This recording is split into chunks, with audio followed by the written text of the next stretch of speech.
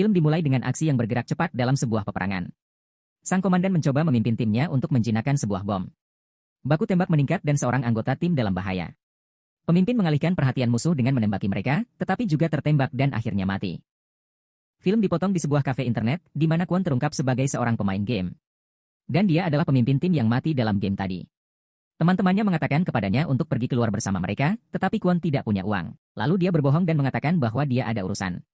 Tiba-tiba, sebuah telepon berdering tepat di sebelah tempat duduk Kwon. Dia mengangkatnya dan suara wanita mengatakan bahwa dia lupa membawa ponselnya. Lalu wanita itu memberikan alamatnya untuk mengantarkan ponselnya, dan mengatakan bahwa dia akan membayarnya untuk itu. Kwon pun akhirnya pergi ke rumah wanita itu. Pintunya terbuka dan dia menemukan gadis itu sedang mandi. Dia menyuruhnya untuk membiarkan ponselnya di tempat tidurnya, dan mengambil uang yang telah disediakan.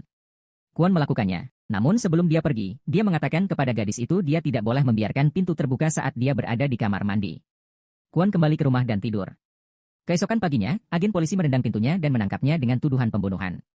Dia diduga membunuh gadis yang kehilangan ponsel. Secara misterius, pisau penuh dengan darah ditemukan di rumah Kwon.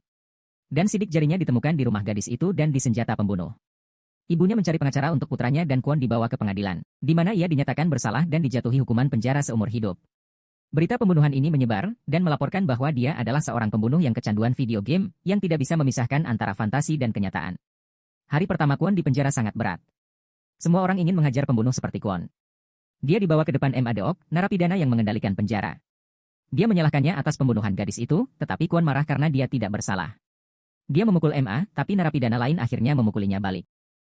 Para penjaga membawa Kwon, dan dia akan menghabiskan 30 hari di ruang isolasi. Setelah hukuman isolasinya selesai, ibunya mengunjunginya dengan pengacaranya yang bernama Min. Dia mengatakan kepadanya bahwa dia melakukan segala cara untuk membantunya. MA dan gengnya tidak akan melepaskan Kwon akibat dendam sebelumnya. Dan di saat Kwon sendirian, mereka memukulinya hampir di setiap hari. Saat makan siang, seorang pria duduk di sebelah Kwon.